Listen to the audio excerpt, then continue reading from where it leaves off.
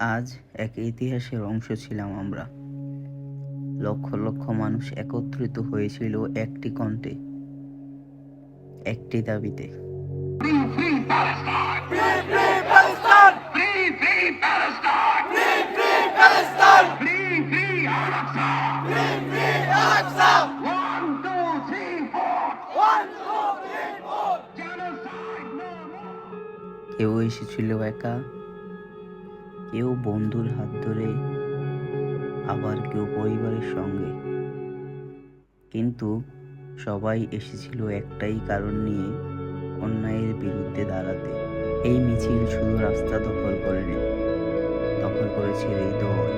দুনিয়ার অন্য প্রান্তে যারা কষ্টে আছে, তাদের পাশে দাঁড়ানোর নামই মানবতা।